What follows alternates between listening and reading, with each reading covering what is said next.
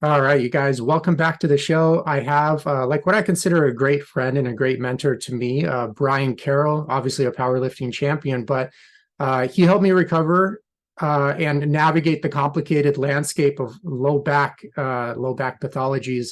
It must have been at least like 3 years ago to this point, and I decided to have him as a guest on my show.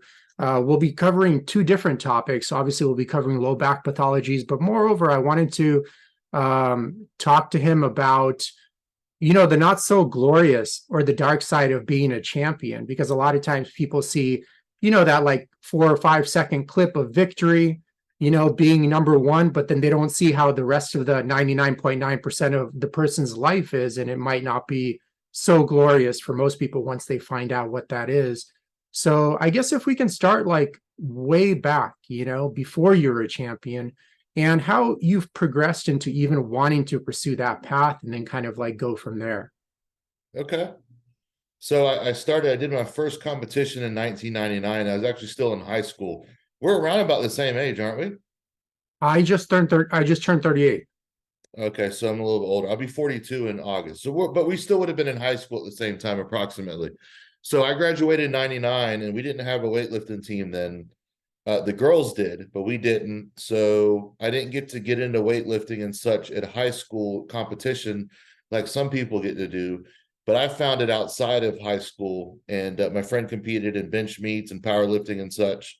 So what I did was I went with him to a competition one day and just jumped in the meet, and I think I benched 325 or 335 or something like that, and then I was hooked. And I was kind of ending my time with baseball at that point. So baseball was my entire life before weightlifting kind of took over.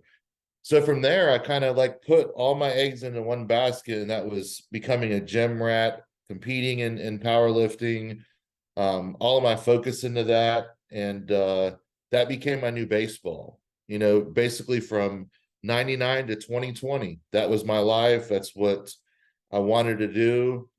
I endeavored to be the best that I could. That was my everyday goal. And it was just a lot of waking up and doing the same thing every day for many, many years, and making myself do things that I didn't want to do, and eat some foods that I didn't want to sometimes. And yeah, I mean, it's not like the type of sacrifice in some ways that like a bodybuilder would have to have, but you have to stay consistent, and you have to stay within your weight class, and you have to lift heavy a lot of the time. And with that comes injuries, and we'll get into that in a little bit. But I consumed myself for over 20 years straight, just trying to be the best powerlifter I could, and pretty much nothing was off the table as far as that goes. So I put everything into it, and then by the time 2020 came around, I wanted to do one more big thing and then just kind of quit. And what was the big thing? Well, I didn't know at the time, but I just wanted to do something that I would be happy with. And I'd hit a couple all-time world record squats. And what an all-time world record is regardless of federation or testing or where in the world, it's the biggest squat ever done in that weight class. So I was fortunate enough to be able to go out with not just the biggest squat in my weight class ever, but it was the biggest squat or lift ever done in any competition. So I was able to exceed the super heavyweights with the 1306 squat, which was the first 1300 squat in competition. So with that, I stepped away from powerlifting, and now my focus is pretty much solely on, I lift light for myself now. I don't really lift heavy, and I'm slowly tuning down and everything. But now my focus is on helping other people with back injuries like yourself. We met a few years ago, and helping people avoid the injury, but when they do find the injury, helping them navigate it and understand that back injury isn't a life sentence for people.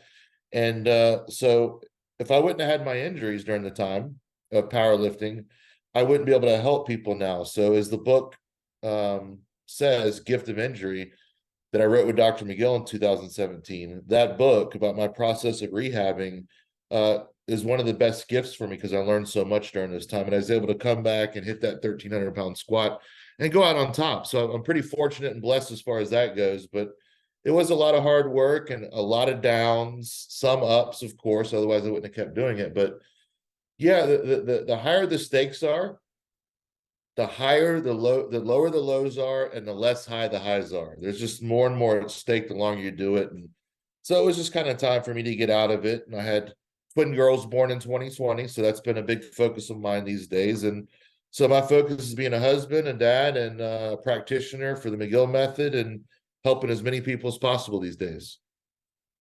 Well, can you go over on if it's even possible to be like a champion in a sustainable way these days? Can you go over the difficulties of that? Yeah. So if you're going to try to be the best at something, we know that it's going to be unhealthy mentally and physically at times, and it's a battle, you know. So I think that the people that want to be the best at something have to understand they're going to have to sacrifice some longevity and some potential health. And it got to the point where I just didn't want to do that anymore for such long periods of time. But one thing that I helped do to mitigate a lot of the damage, and I still had injuries, I still tore my bicep at the end, I still hurt my back in 2009, but I competed a whole lot. And the way I feel now is I don't have aches and pains. So I think I would credit a lot of the good that I feel right now for the times of having an off season and just coming off supplements, coming off the eating all the time, coming off the heavy training, and having 3 or 4 months out of the year where you just heal and work on your weak points, reduce the load down, but be below 50%, build volume, build capacity, and just heal up, man. Kind of like what an NFLer would do in the off season. They're not cracking heads the whole time in the off season.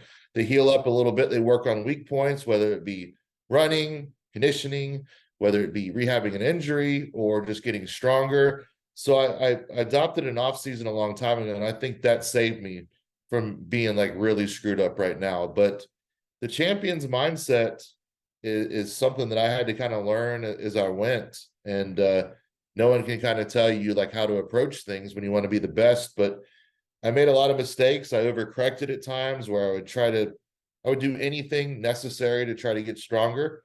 But then sometimes I realize that more isn't better either. More training, more food, more supplements, right? It isn't always better either. So then I'd overcorrect, sometimes do too little where I wouldn't recover or eat enough or take enough or whatever. So it was a constant battle, and I kind of figured it out at the end, you know, where I felt pretty good, you know, going into that last meet. But extreme powerlifting with all the gear and the supplements and trying to lift all that crazy weight is definitely not healthy. But the way I was able to mitigate it is I kept my body weight down in the off season. I didn't go crazy with the supplements, and I had times where I didn't train heavy. You have some people that train heavy all the time, and they're not going to last 21 years. I can tell you that. And if I didn't have off seasons and times where I trained lighter and had good mentors when I was younger telling me not to train all the time, I wouldn't have lasted. So I'm pretty unscathed overall, and I'm pretty fortunate for that.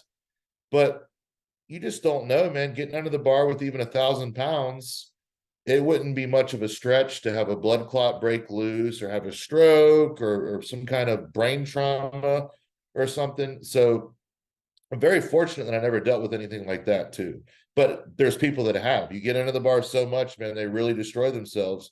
And some people really regret powerlifting because their body's so screwed up. I don't regret it at all. Some things I wish I could have done over and slowed down and enjoyed it more or been more thorough with it. But man, it's just a big learning experience. So for me, having as much balance as possible within reason is something that helped me. But if you're trying to squat 1,300 pounds, there's really not too much balance in that. And I'll be honest with you. So that's why I wanted to quit and get balanced out afterward before it was too late and I have a stroke or a heart attack or I mangle myself or something. It's because it's inevitable. You draw from the well so many times, eventually it's going to run dry and you're going to get something you don't want. So I was able to walk away from it before I really destroyed myself, thankfully. But I think some people have a hard time with that. They have a hard time stepping away from it, whether it be in MMA, whether it be in like football or basketball. They have a hard time stepping away because that's their identity. So it was my identity for a long time, but my identity now is just it's not powerlifting anymore. I want to be the father, the husband, and the coach helping people now. I don't have to have the ego of, you know, I'm the strongest lifter or squatter or power lifter. That's all in the past. But you need the ego to be able to hit lifts that most people think that you can't do, and at times you even question it. So Mhm. there's a lot there, man. But You're not going to be balanced if you're trying to be the absolute best. But you can also not live in a you know, live in your car and have, you know, barely enough money to eat because you're so focused on powerlifting. I don't think that's a good extreme either. So yeah, you need some sort of balance to be able to stay, you know, available to be able to go and compete and such. But it's hard and it's gonna be different for everybody. Well, how do you feel like the average person that's working like a 40 or 50-hour job that might be pretty taxing already, how they can kind of pursue get into powerlifting if they want to without burning themselves out? Because it's a very like the sport seems to be like very taxing on the central nervous system quite a bit. And most people are already kind of operating in a state of exhaustion with poor sleep, poor diet, a lot of stress at work, maybe not getting along with their coworkers or boss, et cetera, et cetera. And I feel like it's also not in tune with their body, don't know how to listen to the pain teacher, et cetera, et cetera. So what kind of advice would you have for people in that category? Well, start slow and build a good foundation, and make sure that you like it and want to do it. But you know, going back to the stress thing, some people really pursue powerlifting because it's a great outlet for them to blow off steam. So initially, it starts off as this great hobby, and then for some people, like it did for me, it just evolved into something that consumed my life. So a lot of people, I think, could just kind of power lift and piddle with it and use it as a hobby, and it could be a great outlet for them. I mean, I think it's good for people to practice squatting, benching, deadlifting, and such, but with that is the shadow side. You know, you try to progress too quick, you don't have a good foundation, then you end up getting hurt, and then that complicates your entire life, your 9 to 5 job, your family. You can't power lift if you're starting to fall in love with it. So it's important for those people that are just starting out that have a full-time job. Remember, you're not getting paid to power lift. Number one, I hardly made any money. I was able to do endorsements and like a segue off of powerlifting, but powerlifting itself paid me very little money. So that's what you have to think about. Okay, powerlifting is not paying me any money when I'm starting out. So I don't want to get hurt and lose my job and lose my livelihood. But the more you fall in love with it, the more you're going to invest in it, and the more you're going to be willing to risk. So each person's going to have to make that choice on, well, if I break my leg and I am a line worker at a factory and I can't stand for 3 months or 2 months, I'm out of money. I could lose my house. Whereas if someone's a little more financially set and they were like, hey, man, I got money. I sold my business. You know, I'm staying efforting. You know, in my 40s, I sold a business and I can go live with Mark Bell and I can just focus on powerlifting for the next 3 years, then that's a totally different scenario. But do it for a little bit and build a solid foundation, build your core, build your grip strength. You know, I've got so many videos on YouTube that are just free about core execution and movement execution. You know, McGill's got great books on it. I've got books, 1020 Life and Gift of Injury. Study and read and start slow and build a good foundation, and then decide like how much you want to go in for it or with it. But each person's going to be different. You know, some people you're like, hey, you know, don't go all the way in with it just yet. And then before you know it, they're consumed with it and they're done with it in 6 months because they hurt themselves. And, you know, I kind of just let people do their own thing, but they should start slow and not go all in right away. Make sure it's something they want to do. And you should be aware of the inherent risks too, of the injury and the ups and downs of the mental aspect of it. You get depressed when you get hurt, or you get depressed when you miss a big lift because you put a lot of effort into it. And, you know, that's just part of the ups and downs of powerlifting. So let's try it out and figure it out and see if you like it. Yeah, I didn't know Mark Bell was operating an orphanage for injured powerlifters at his house. That's good that he's doing that, giving back to the community. But how do Yeah, you Mark and Stan connected there, and Stan went and stayed with him for a while he was like going all in with powerlifting back in the day. Oh, got it. I didn't know All that. in. I thought Yeah, you yeah. were really joking, but I guess it's not a joke. No, no, no, no, no. He did. He did. Stan sought out Mark and a few other people and trained at super training. And that's when he really made that push in powerlifting for those couple of years. So each person is going to be different in their aspect of life, you know? Well, do you feel like the more advanced a particular field gets, like the harder it is to become a champion, and thus more inherently the more commitment you need to do and the more risk there is to it.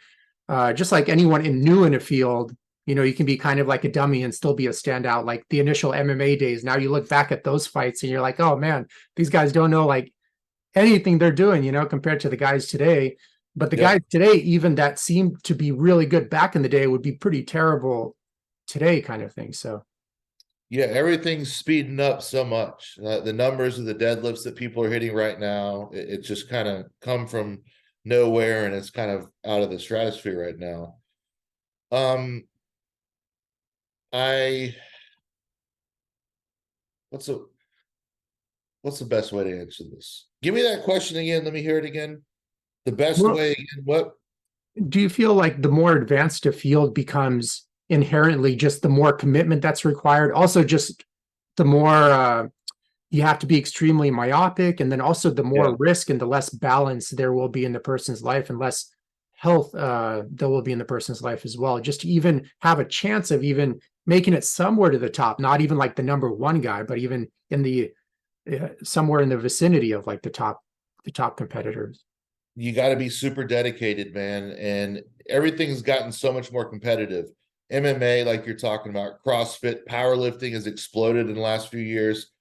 So absolutely, man, the better that everyone's gotten and the more technology that's available and the more you know, supplement use and drug use that's become available, experimental supplements and such. There's a lot of people out there that are just dumb. And I mean this, I'm not generalizing and saying people are dumb that power lift. I'm saying there's people out there that are ignorant of the potential side effects for things, and they don't care either, right? You've been 22 years old before. I was about 20 years ago, and I didn't care. I didn't see myself living to 35 or 40. So these kids are dumb and they're ignorant, they're naive, and they think, I don't care if this stuff is gonna, I don't care if this is made for a dog to go into heat, right? Like check drops. I don't care because I just want to get strong and get my name out there right now. And all these kids have the same mentality, it seems like, and the numbers keep going up and going up and going up. And some of these kids can make money from like online, and they can actually go all in with powerlifting. So some of the people that can't do all those things, man, they're behind the eight ball a bit. So I'm not saying it's right or wrong for them to like go all in with the supplements or the drugs or the focus, but man, it's becoming harder and harder to be more competitive because there's so many more people in powerlifting now, and it's got a broader reach with social media and some of the shows that it's been featured on, and some of the stars that use some of the elite FTS equipment, and Kabuki Strength getting into the NBA and NFL with his bars and stuff. Like powerlifting is a lot bigger than it's ever been by a lot, in a bigger spotlight. So it's going to attract more people than would get into it before. Therefore, you're going to have more athletes coming to powerlifting instead of fat old people like it used to be, right? Fat old people, powerlifting slow, unathletic people. So now you got some true athletes that are competing in powerlifting that are gifted. So if you're going to climb to the top in powerlifting and be anywhere near like a top five guy in your weight class or whatever, I'm not even talking about the all-time list, but just current top five guy, you're going to have to make a lot of sacrifices. It's going to be unhealthy. It's going to be potentially dangerous. And the ante gets upped every year, it seems like, where it just keeps going up and keeps going up and keeps going up. And I don't know. I know people even in the 80s and 90s were pretty crazy with some of their dosages and some of the stuff they did and how they trained. I imagine now it's crazier than ever, especially with people not knowing what they're doing and just not caring. Are kind of like younger deaths as common in powerlifting as it is in bodybuilding? Because you see a lot of like bodybuilders dying in like 45, like maybe 50 max, and just a lot of them kind of pass away out of nowhere, although they look great and stuff of that sort. You're like, man, what happened to that guy? It seems like I can definitely attest that like pro bodybuilding seems like worse for your health than just being obese your entire life. I could kind of honestly say that. Yeah, I mean, you got all that muscle that really stresses your heart versus an obese person that doesn't have all that muscle to oxygenate, whatever that word is. Feed oxygen to the whole body with all this Mhm. muscle, 320 pounds of muscle versus a blob that doesn't even stress his heart ever. He's might be fine for a bit of time. I haven't noticed the people passing away quite like they do in bodybuilding and powerlifting, but there are people that just beat the living crap out of themselves, and they're hobbled over, their backs are gone, their hips are gone, their knees are gone. So I don't see so many people pass away from powerlifting. I see more from suicide in Hmm. powerlifting.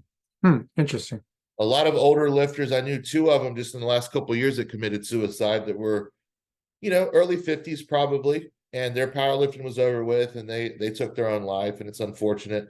The bodybuilders seem to just have like a heart attack or something Hmm. like that. Now, the younger and amateur guys, not like the pro top guys, that like a couple of those guys have died, over the last few years.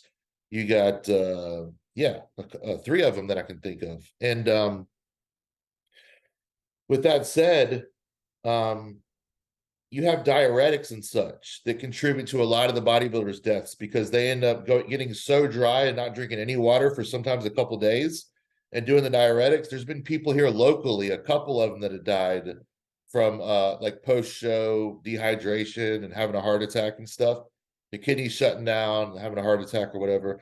And so I've noticed that a lot more with bodybuilding than with powerlifting, but people abuse themselves with powerlifting and have the same type of stuff, I'm sure. But bodybuilding, there's just so many more people involved, right? It's just such a bigger sport, more mainstream. So it's going to attract more people. Therefore, you're going to have more people doing dumb stuff, I think. But the drying out and diuretics and cutting down last bit, to me, I think that's the most dangerous part, because What do we you do have feel? people that die pretty often from that. What do you feel leads to the higher suicide rates in bodybuilding? Like what type of psychology do you feel even kind of decides to go all the way in that sport? And powerlifting, In powerlifting, yeah. yeah. So I think some people, and I can't speak for these two people that I know, but I know a lot of people that when they lose that outlet, they kind of just don't see like the next thing. So I think that one of them for sure was just kind of like, my body's beat up, I can't really lift anymore. They turn to alcohol or drugs a bit, and that makes them cascade and backslide even more. Um, I do think that the drugs could probably play a part in that for sure. Um, and then who knows what's happening to the brain when you're squatting under 1,000 pounds or 1,300 pounds with all that pressure. I don't know. I could be having a bunch of TBIs and just not know it. Um, because would it be that much of a surprise with the color that my head turns when I'm in the hole with 1,300 pounds, that my blood pressure is probably extremely high and my heart is working really hard? It wouldn't be a stretch for something to blow or go or slip or something like that. So I wouldn't be surprised if we're creating some micro trauma in our brain that might lead to some depression or some you know, some multiple personalities, or the blues a little bit for people, especially when you chase that adrenaline too. So I think that there's something to be said, and they're not going to measure this in powerlifters because they've tried it before, and the blood pressure was so off the charts they just shut down the experiment or the Hmm. measurements or whatever. Like 1,000/500 or something ridiculous. Like I don't even know, like something stupid. And they had to stop it immediately because they couldn't risk having this person die in the lab or whatever. But it's got to be really high if someone that's not even red could have 200/120. So what's this person have that's bright purple and red with 1,300 pounds on their back and wraps all over their knees and a compression suit pulling down on their shoulders and compressing their core and everything? Who knows what it could be at that point, right? Gotcha.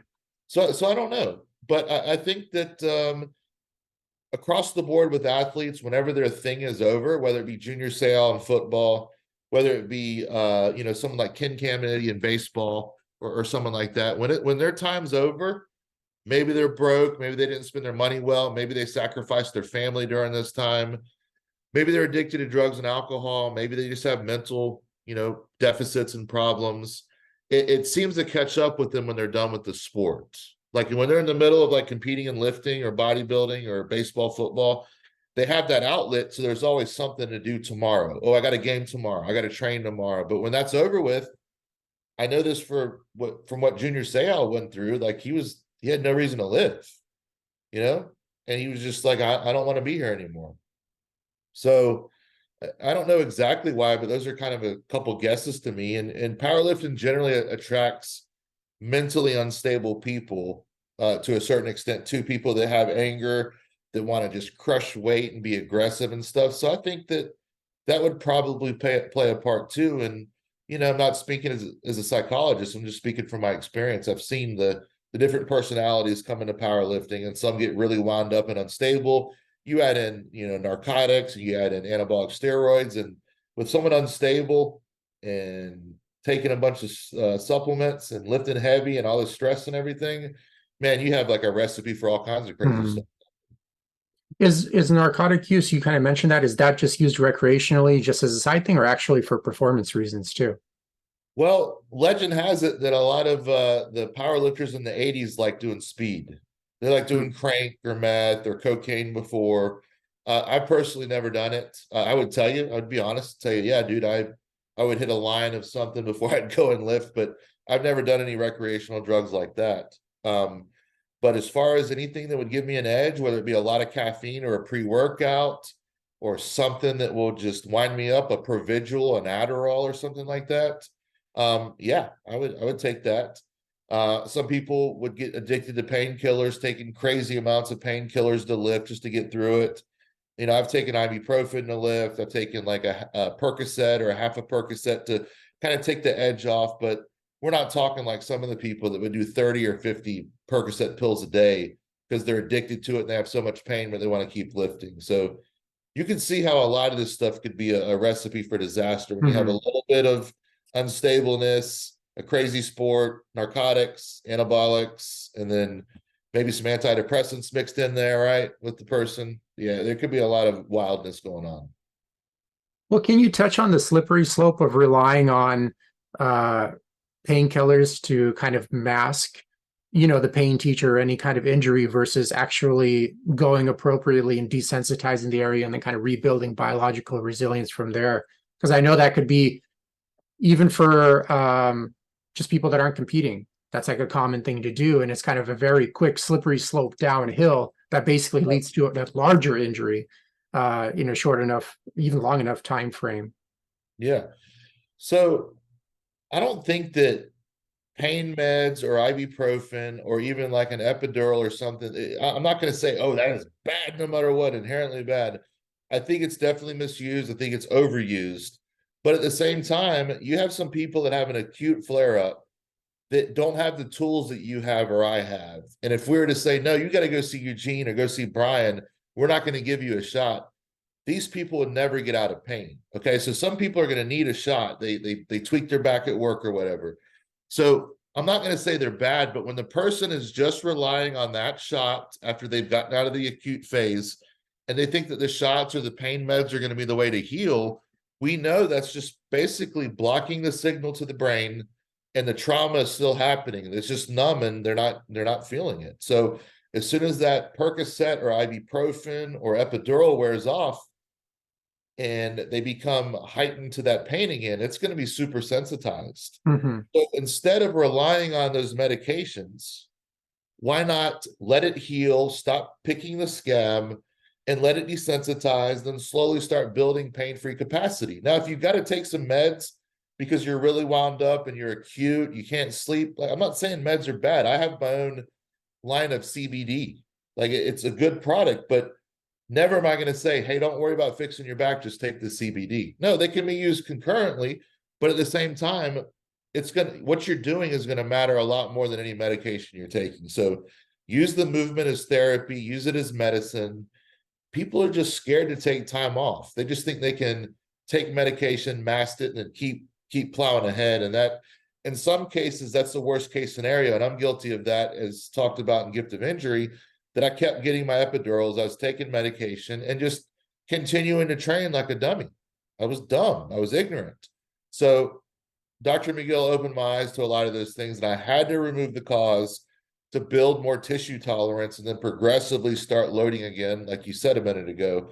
But I had to learn that the hard way. And so I'm used to taking ibuprofen and getting shots and stuff, and then you're not feeling the pain, so it's not teaching you to move around those areas.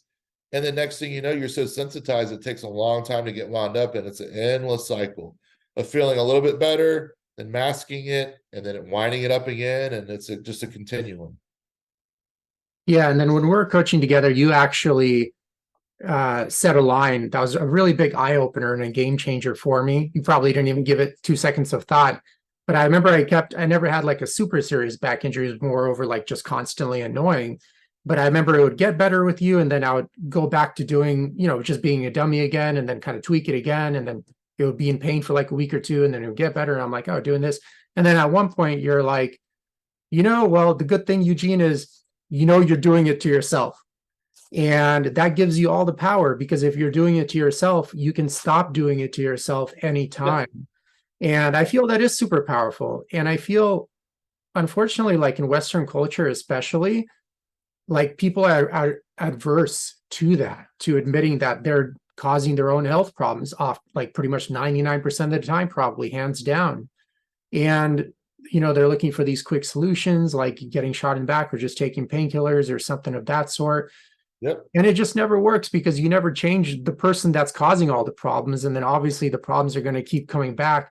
And then all of a sudden, as Paul Chek would say, you're on your doctor's like 401k or BMW plan, or funding their kids' education, because you're just staying healthy enough to stay alive and having to keep coming back, but never actually come to a complete resolution of your problem. Can you also go over, this is kind of rewinding back a little bit, but when you do have, that serious, like pretty much almost career ending or maybe a career ending injury, like what kind of mental strategies did you use to not go down, like a dark path, like some of the competitors you mentioned? Because I know your injury was like, I don't know, for the listeners, you guys can Google Brian Carroll's MRIs like before, and it literally looked like, I don't know, just his whole entire lower back was like shattered, basically. Yeah, it was jacked up. So the mental aspect, I just lost you for a second. Sorry about that. The That's mental good. aspect, so important. Okay. And what I did is I had to change my thinking. I had to change my thinking and my mindset to understand that I didn't know anything about healing my back, and I needed to listen to everything that Dr. McGill said to me. Now, yeah, I considered doing rash stuff. I was angry. I was upset of going through the hamster wheel of going to this person, going to that person, never getting any answers, the whole nine. It's just terrible, right?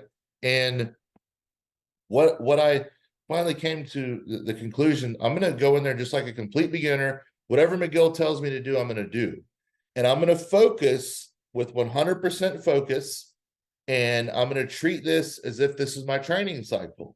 So whatever he says, do bird dogs, I'm going to stick to it and do nothing else. If it's side planks, if it's resting for 2-3 months, that's exactly what I'm going to do. So I just changed my thinking and put the same amount of effort into what I was doing, although the intensity was like just a tiny little bit of what it would be if I were training for a meet. And I just took it as my job. My job is to move well, wind down the pain, perfect my core work. And then when I have the next thing, I'm going to perfect that. Then I'm going to perfect the next thing. So I just had to have a shift in my own thinking of getting away from the barbell is going to save me, or an injection is going to save me, or surgery is going to save me. And like you said a minute ago, it's brilliant. When you can empower the client, that's when you can tell them, hey, the good news is, what you're doing, avoid that for a while. And instead of, here's a shot, pay me $200. Well, while we do charge people for money, or for consults, we're giving them tools to be able to continue to fix themselves for years to come. If it does happen again, you're actually mentoring them instead of just giving them medicine. And that's why I really like doing what I do. But just think of the simple thing that I said to you. Well, the bad news is you're causing it yourself. The good news is you can stop doing that and then allow yourself to feel better, and then maybe put that back in there in a couple months from now or a year from now. Try it out then. And then you're like, dude, well, I don't even have to be in pain. Do I really have to back squat right now? Not really. Let me do some modified goblet squats or front squats. You know what? My legs look even better now that I've been doing front squats. I'm glad this kind of happened, because I learned a little bit more about my back and my physique with this. But if someone just says, nah, don't do that, we got to talk about it and understand the context for it. But yeah, empowering the client is key. And just instead of just saying, here's some medicine, here's a shot, here's some cookie cutter stretches. No, we try to empower the client to teach them to be their own fisherman instead of just catching them fish and giving them to them. Hi everyone, thanks for tuning into the podcast. I'm curious, have you ever been confused by the labels in the grocery store? In Yevgeny's book, he demystifies the difference between caged, cage-free, free-range, and pasture-raised meats. He also covers how to avoid GMOs, source high-quality water, fish, supplements, and other related topics. It's a beautifully illustrated, non-technical read that comes with a comprehensive video series and other extended learning materials. Jump on Amazon and check out the book titled Anti-Factory Farm Shopping Guide by Eugene Trufkin. Now let's dive back into the podcast. Yeah, I don't know if this part was tough for you, but I kind of gave up at a certain point. I did exactly what you did: go to the chiropractors, go to the PTs, watch this YouTube video, that YouTube video, et cetera, but it never seemed to kind of resolve over time. But for me, it's like when, I ran into like your work or McGill's work, et cetera, it was just tough to accept initially that, first of all, like the way I was training was unsustainable, and then because that's like all at that time. But then once you learn more about the human body and more about, proper periodization, et cetera, then you kind of realize like, hey, I could have done this smarter all along. But in the beginning, it was just tough to accept. Like, first of all, you think like, oh shit, that means like I really can't train optimally ever again. You know what I mean? That's kind of like how I heard it, because I just once again didn't know any better.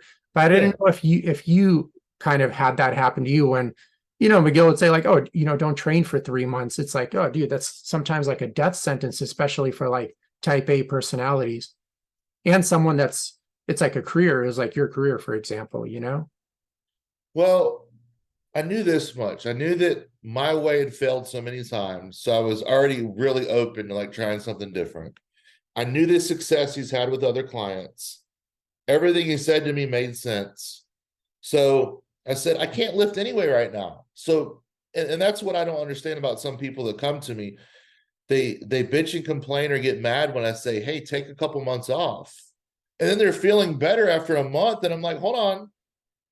You said number one goal was to get better and feel better, not have pain day to day. I did that. We did that. We accomplished that. Now you want to get back to bodybuilding or powerlifting, continue to listen to me and don't just jump back into lifting yet and rebuild more capacity and such. So I couldn't even lift at the time regardless. So I knew I needed to do something different and take time off because I was I had no capacity to train. So I needed to take time off. And what I had done in the past hadn't worked. So to me, it was like, well, might as well, because right now, the way I'm heading, keep beating my head against the wall, I'm never going to be able to train again. So what's 3 months? Mm-hmm. What do you find personally is the toughest about coaching back pain clients? And do you find more like athletes tougher to train, more just like the average, corporate workers tougher to train? I know there are unique challenges with each category. I like this question. Okay. In my experience, the toughest people to coach through back resilience coaching or training has been physique athletes and bodybuilders. Oh, interesting. They've been, so people like, for instance, men's physique competitors and bodybuilders, like on the pro level, these guys, what I've understood and seen is they're absolutely addicted to training, but not in a good way, not addicted to training in, man, I just got to train today because I don't feel good unless I train. I feel my shoulder gets janky. I don't feel good mentally. No, they have to train because if they don't train, they're going to shrink and get a little bit smaller over a couple of weeks to a couple of months. And why is it so tough for them? Because everything is about appearance for a bodybuilder. Their ego is so freaking big. And I mean that with respect. You've got to have a big ego to want to paint yourself up and chisel your abs and wear makeup and want to look good and oil. So I'm not even like jesting about that at all. I'm just saying that the ego has to be big. So I understand that. But at the same time, you have to initially deflate their ego so much, and they push back when you tell them, hey, you can't be doing legs 3 times a week. You can't be doing upper body 5 times a week, 2-a-days.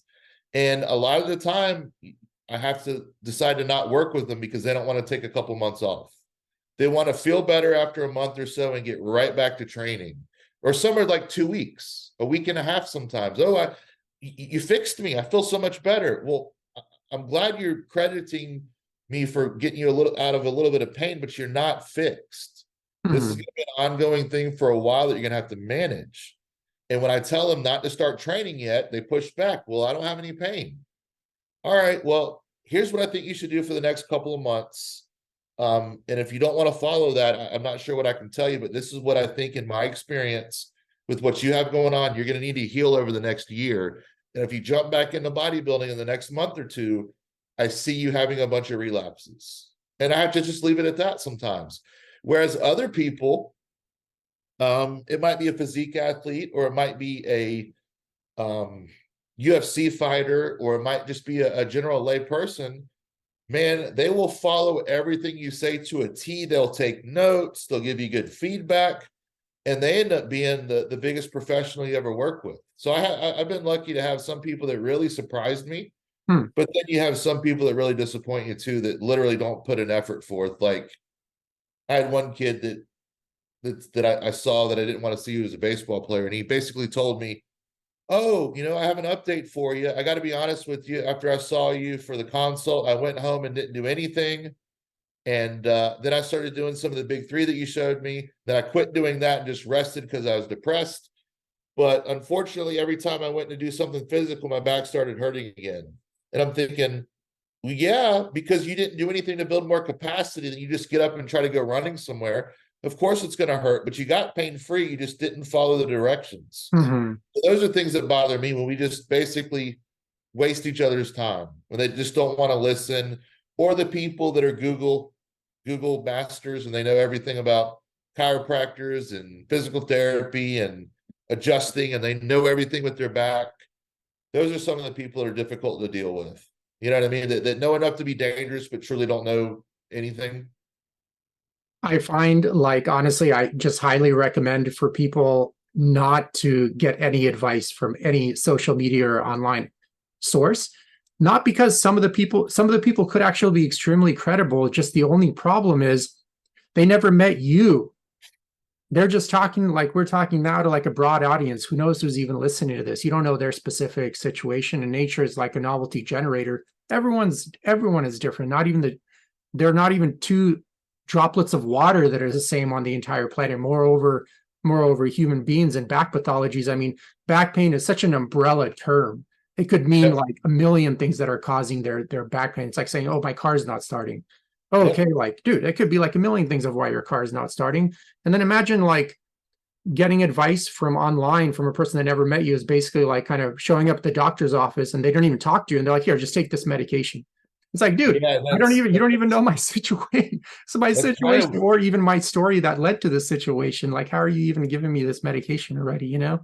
It's kind of what they would do with, they could pretty much cover just about anything with some of the protocols, like Z-Pak, prednisone, Percocet, and ibuprofen, right? That would like cover rashes, pain, insomnia, or what, you know what I mean? Like, it's unfortunate that a lot of the time that's basically what you get when you go to a doctor or one of these online gurus that are really good at marketing, but you message them and it's like a huge disservice to the person, because you message them and say, hey, Joe Blow, I've been a big fan of yours. I read your books. And what should I do for my back? Oh, you got to follow my back program and you got to do this. So they blindly, after saying my back is tight, well, they could have just been sitting down for the last week or had a long flight, or they might have a true disc bulge or something. And they need to be treated 2 different ways. One, stretching might help a little bit of a tight back if it's muscular, or resting it. Whereas a disc bulge, man, that might be a really tricky thing for a while. So whenever they have these generic programs to do reverse hypers, do stretching, do Jefferson curls, no matter what back pain you have, it's really irresponsible, because like you said, with the analogy of the car, It could be something as simple as they haven't put the key in the ignition, you know, or it You might be just try something to turn it on. catastrophic. It might Oh, be something shit. catastrophic, you know. It's And like, some did you try to people, turn the car on? Oh, right, no. Shit. that people are like, my back hurts, you know, when I do this. Well, do you have any stiffness in your core? Try this now. Oh, okay, it doesn't hurt at all. I'm supposed to have a little core stiffness when I lift. That might be like putting the key in the ignition for some people, whereas other people, they stiffen and their pain gets way worse. Then we got a little more complicated Mhm. mechanism there. We might have some bone trauma, might have a disc bulge. It could be a bunch of different things. Then you have to start peeling the onion back. But exchanging a couple messages with someone on Instagram or YouTube Yeah, or Facebook, that's a like I red flag tell for sure. people, I would love to be able to just dispense programs to people that are in a bad spot that don't have very much money. Brian, what should I do for my back? I would love just to give them a template, but it's going to end up making more people worse than helping people. And I'm not going to do that. Yeah, people don't know, but it takes like, a good like 1 to 3 hours to really thoroughly assess a person. And in my opinion, too, like even if you have two people that have like an L5 disc bulge to the posterior right side or whatever, it looks like on paper exactly the same. But if you evaluate also, the belief system, the behaviors that led to that injury, which have to be addressed too, or that injury is going to keep rehappening, it could be completely different from this guy versus this guy. And thus their approaches and protocols will be completely different as well. And a lot of times you don't even know those intricate details until you've already started coaching the person for a little bit. And you touched on another important thing in terms of like, I fell into this loop and you kind of helped wake me up to it. But when people are out of pain, they confuse that for being healed. And Yeah. I did that for a couple of cycles before I realized that's definitely not the case. It just kind of definitely means you're just out of pain, but the area is still very sensitive. It's still very fragile, most likely. And it's going to take probably many years to fully gristle over and solidify enough for you to be like really hardcore in your workouts again and be confident that it's not gonna shatter again, basically. Yeah, you're exactly right. You want to build more capacity slowly, let it gristle by stimulating it and then resting it. And man, some people can become pain-free in a week or two with some nasty back pain, right? End plate fractures or trauma, bone edema, disc bulges, and they're so movement dependent with their back pain. Some people, once they stop moving and let that pain settle, it can go away for a while. That does not mean they're healed and you're clear to go back and deadlift and squat now, do whatever you want, which some doctors will say, oh, you're fine. Go back and just squat light. Well, doc, what does squatting light mean? You know, that I squat 1,300 pounds, right? What? Oh, I'm thinking, so go lighter, just go to like 600. Well, 600 is plenty of weight to destroy a back. It's like there's no context with training light. 50%, go do yoga or Pilates is another one they say. Okay, a couple people will do great with yoga and Pilates. They need to mobilize a little bit. They don't have a disc bulge, but other people, you do that, you're going to grow their disc bulge, you're going to destroy their back, and then you've done a huge disservice because you didn't know what you're talking about. So I hear people go to the doctor and they're told you're fine or you're effed. Well, you're not either one of those. You're in the middle a lot of the time. You can get past this, but it's going to take some work. But you're definitely not fine. You have damage. You know, all your signs through the assessment are showing that you have a disc bulge or facet trauma. But you're not done. You have things you can do pain-free. Let's work to get you pain-free. And the doctors tell people some ridiculous stuff, like you're screwed. Like, why in the world would you ever tell a patient that they're screwed? You never seen people get better before a doctor? You're a freaking doctor. Probably with his advice, not. True. you know. True. So I want to ask you something. So if you were in charge of the medical system, what are the big things that you would change? Oh, it's pretty simple. I wouldn't really change anything with the medical system in and of itself, but what I would do is take a small fraction of what universal healthcare costs annually and just really, for lack of a better phrase, brainwash kids into real health principles, basically elementary school through high school. College isn't even necessary. And it's not like they need to be experts or masters, just have like a good foundational understanding, which is more than enough for pretty much 99% of the people for what they're looking for out of their life. Right. And what do I mean by those principles? It's very simple. Like Using movement as medicine, how to properly use and manage a physical body, what real food is, like the importance of sleeping, like 8 hours a day between 10 p.m. and 6 a.m. Central nervous system management is huge, especially in a fast-paced world.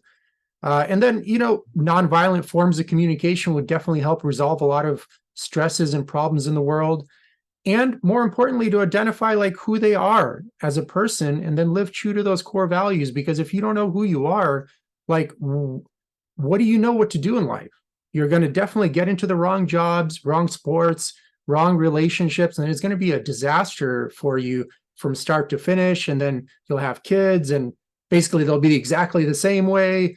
And then there's generational trauma that's passed from one generation, and it's just like compounds, generation after generation. And it's a small fraction of what medical drugs and medical procedures cost. And it'll actually, ironically, when people are health conscious and know how to take care of themselves, you can still have a universal healthcare program, because basically no one's going to use it outside of emergencies, car accidents and stuff of that sort. So you can have the best of both worlds. Of course, there are a lot of people that make money out of people that are oblivious to what real health is. I mean, people think, being on a myriad of medical drugs, being sick all your life, needing to take like a bottle of Xanax and have 5 cups of coffee just to have enough energy to go to work in the morning is like totally normal. It's normal, but that is what pathology 101 looks like. I mean, it's very common, but not normal at all. It's just pathology that's been normalized. Sad to see, super sad to see, but that's just how it is. I mean, the solutions are just very easy. Maybe it won't happen in our generation, but if they did that re-education program in the school system, because at the end of the day, I stayed health conscious my whole life. I grew up with my grandma on an off-grid farm for the first 10 years. And then my dad was a very competitive wrestler that understood the importance of rest, how to take care of your body, how to eat. I only ate like basically whole food my whole life. I never got into soda or fast food or any of that stuff. And that's how I learned, but if the teachers were the same way, the kids would be the same way, because leadership always sets the tone. And the problem today is just a lot of our also health professionals aren't healthy. We talked about this before, and obviously it's kind of like the blind leading the blind in this case. And no wonder no one's really getting better at a lot of the things they do. And then we talked about, visiting a doctor these days. The average visit to a doctor lasts now 2.5 minutes. Yeah. It feels like sometimes with doing back assessments with people, even an hour feels a lot of times not enough, depending on the person's situation, and there are obviously follow-up coaching sessions, which are included, which are never included with the doctor. They see you 2.5 minutes, 4 months later, they might do a catch-up. I don't know how the hell they even remember you. They probably seen a couple hundred people since then for another 2.5 minutes altogether. I don't know how they even remember you, personally. Well, I think here's where I think that, I mean, I love the idea, but I think that the powers that be don't want people to be healthy. Yeah, it's obvious, because it's a huge money-making racket, basically. So I think it's everything from the people that run the businesses to the politicians, that they don't want capable, healthy, strong people. And I think that, I'm not some weirdo that is oblivious to what's going on, or even some conspiracy theorist, but it's pretty obvious they don't want Americans to be strong and independent, whether it be fossil fuels or whether it be being able to live off the grid and live off the land. They want everything to be electric. Therefore, when you don't have gas engines, you don't have that type of independence. You're dependent. That electric motor can be turned off. They can stop your ability to be able to get electricity. But if you have gas motors, it's a little bit different. But I think that the government in general does not want a strong, potentially society that will push back when they don't like something. They want some people to be feeble and just kind of go along with whatever's going along at the time, having a lot of people on government assistance, people unhealthy and dependent on the government, which gives the government more power. And I think that's a big problem. They don't want strong, healthy people being taught these principles in school. They want the opposite of it almost. Look at the school lunches. look at the recess, look at the playground compared to when we were kids and compared to now. I think it's pretty obvious that they don't want to teach these principles because, like so many other things, the politicians don't want to fix this. Yeah, exactly. And like, for example, do you know any, I mean, no absolutes, I'm pretty sure they exist, but all the great healthcare providers I know work outside of insurance, which makes your insurance freaking pointless outside of emergency situations. It's like, even You're when right. to catch up on, just to see how my back was healing, I had an MRI done 2 years ago. And because I didn't meet my deductible, it would have been $1,300 with my insurance. But without it, if I paid cash, it was $300. And Yeah. I'm like, dude, okay, I'll just pay cash, although I'm paying for my insurance already. But I understand if I do land in the hospital and it's super major, it's probably going to be a couple $100K. And of course, the insurance would be beneficial then for sure. But it's Yep. just like, you probably don't work with insurance. McGill doesn't work with insurance. I don't work with anyone that's giving you like a proper assessment, which takes like 2 to 3 hours minimum, doesn't freaking work with insurance. Paul Check doesn't work with insurance. Yeah. There's Because no it's billing like code. insurance, all insurance does is like, here's some pills. That's it. Yeah, and they will approve or decline to cover certain things, and there's no billing code for counseling. So I was talking to an anesthesiologist here that does back injections for people, right? And he was saying all the stuff you do is right. And he goes, the reason why I don't research and try to coach people after their injections is because there's no billing code for counseling. Mm-hmm. So therefore, they're not going to give good tips to the patient because any time that they're talking to them and giving them information is off the clock, basically. Well, in that situation, if I was like a doctor or anything of that sort, I'm like, hey, you could take these high blood pressure medications or pain medications, whatever. But hey, you got to go see Brian Carroll and do this 9-week or 12-week or whatever program to educate you on how to stop causing your own pain, basically to improve your lifting technique. Or if you're just average at-home mom, to move better with your kids and doing the chores and stuff of that sort. And then make it clear, like, that's the only way you're going to stay out of pain. Maybe this surgery might get you out of pain, but in order to keep staying out of pain, you're going to need to do all of these steps. And do you understand that? And they'll be like, yes. And then it's up to them. Yeah. But unfortunately, as you know, Brian, most people aren't going to even do that, even when the answer is obvious, until like the pain teacher is so great, they have no choice. And then they'll probably just go for another surgery and then be totally effed up and then blame it on their genetics. Maybe their IQ, I would say their low IQ is definitely genetics, but they could have for sure. I guarantee you, like anyone listening to this with back pain, if you go to Brian Carroll, it's probably a good 99% chance, especially like if you're just an average gym goer, not trying to squat like 1,300 pounds or anything, that you can get out of your back pain and live like a great life and still lift with a lot of intensity, whatever, go hiking with a lot of intensity. I guarantee you, it's once you know what you're doing, it's not like mega complicated, especially once you become really in tune with your body, which I feel is another problem. Just the average American is so myopic these days, so overworked. So like Robert Kawasaki mentioned in one of his podcasts, the average American has like only $1,000 to their name. Like 75, I think he mentioned 75 or 80% of Americans. Like just that alone would cause you to be in a fight or flight situation all the time because you're like basically one small car accident or car mishap away from bankruptcy for the most part. Like you can't even get not even like unlikely scenario to happen. Like you need new tires on your truck. Well, that's going to be $1,000 if you have a truck, right? If God forbid you're an fender bender and have to front some money to get a rental car for a while, or you have to like, depending on what kind of insurance you have, you might have to front some things or come out of pocket and then they reinstate you, right? Like insurance is different with different companies, but you're right. $1,000 that, that's all you have in the bank. No wonder you're running around panicking all the time and eating fast food and trying not to spend very much money on yourself and your health and investing and stuff. Yeah. That's scary to think about, and probably, 90% don't have more than $5,000. Yeah, probably. Probably. And it's like when you're in that fight or flight situation, your central nervous system is so maxed, it makes it tough to heal from injuries. Because definitely your sleep is shitty. That for sure will really elongate your recovery time, if make it impossible for you to recover at one point. And it's Mhm. just like, even if they come to you, it's like they're so burdened in life, it's hard to really get them to slow down and reflect on what they did, and then kind of also strategize on how they can go about, their life goals more sustainably as well. Because you have to slow down and be at peace to really kind of see things clearly.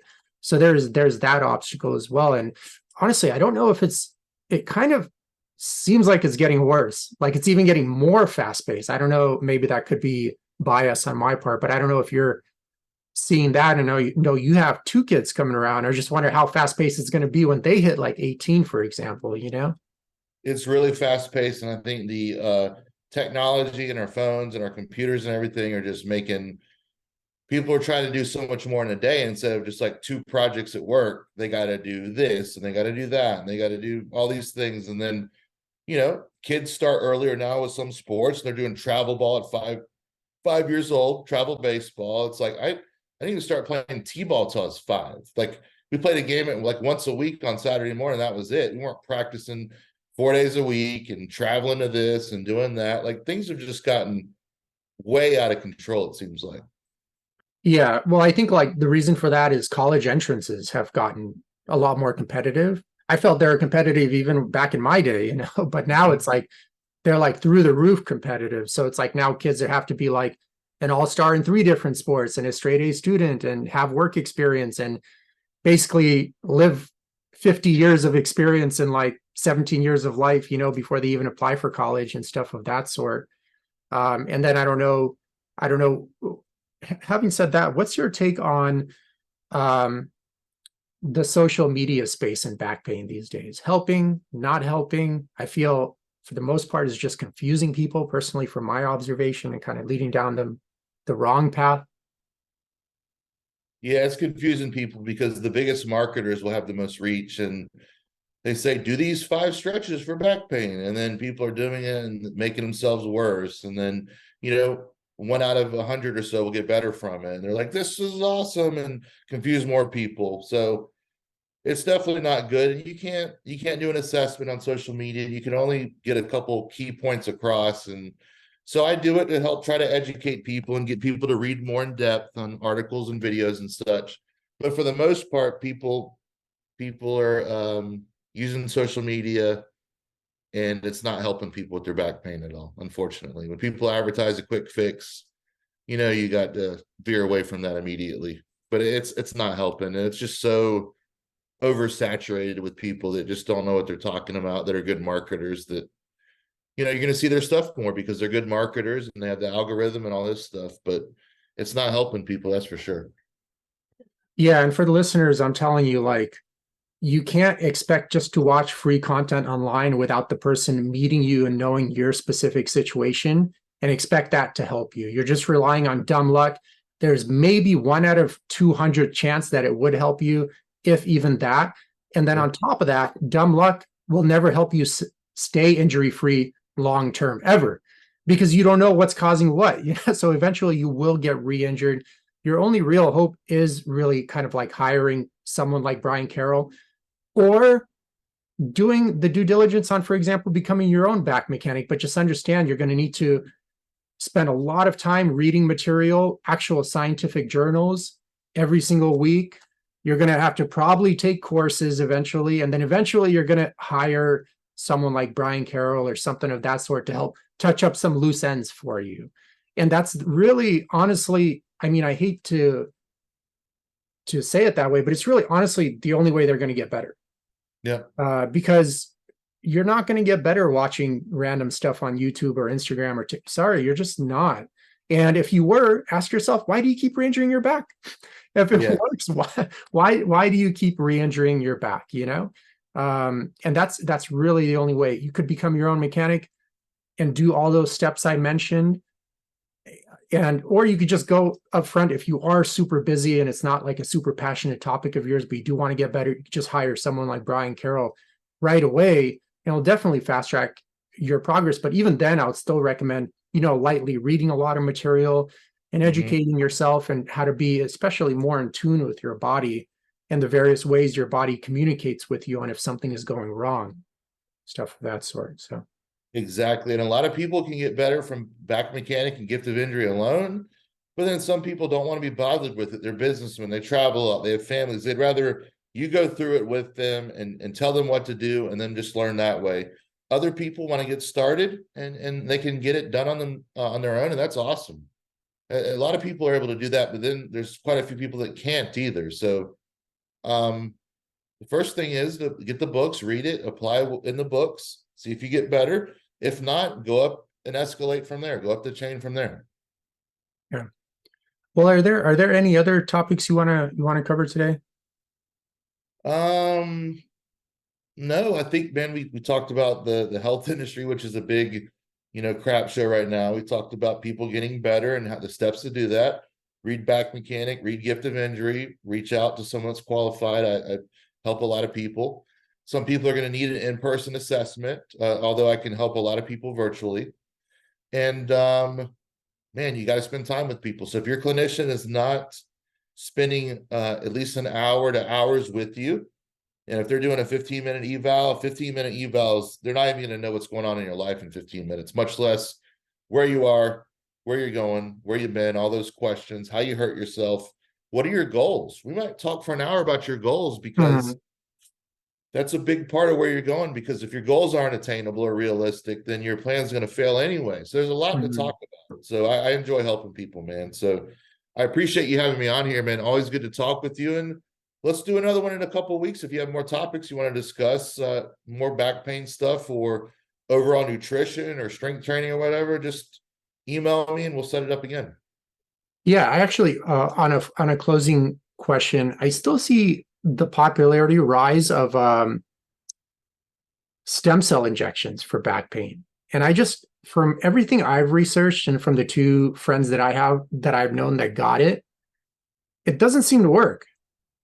I don't know if it's, well, for disc injuries, to be more in particular, for damaged discs, okay, the passive tissue, the vertebral discs.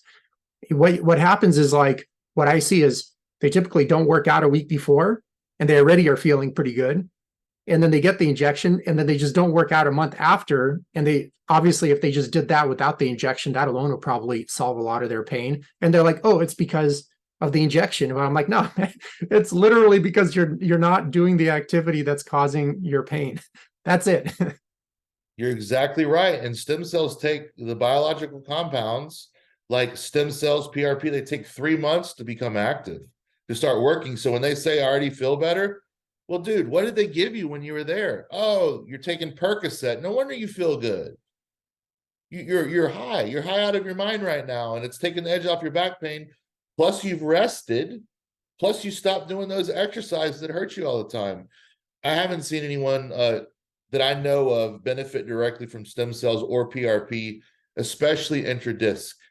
When they go in the disc like that, you're creating another fissure to go in there, another hole, which is another open fissure disc, which could be a disc bulge. So I don't recommend it, but PRP and stem cells elsewhere, I've seen some good things happen with that.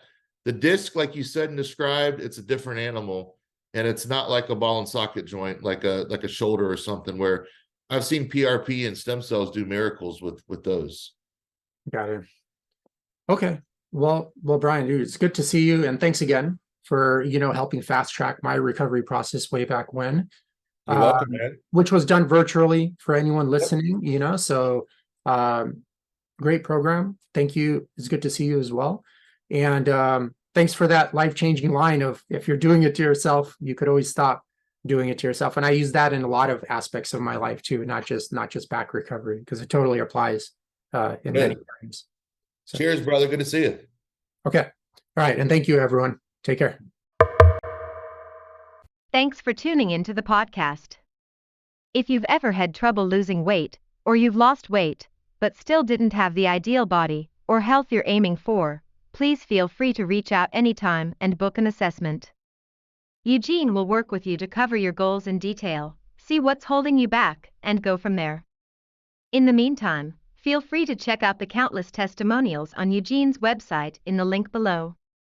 In the testimonial section, you'll notice everyone has various backgrounds, are of all different ages, and all have had different challenges in their life, but they all have one thing in common: they were all able to find their health and achieve their ideal body. You're also welcome to add yourself to the Facebook group in the link below. There you'll have access to the live videos that Eugene does weekly on Sundays and other helpful content. Thank you again for tuning in.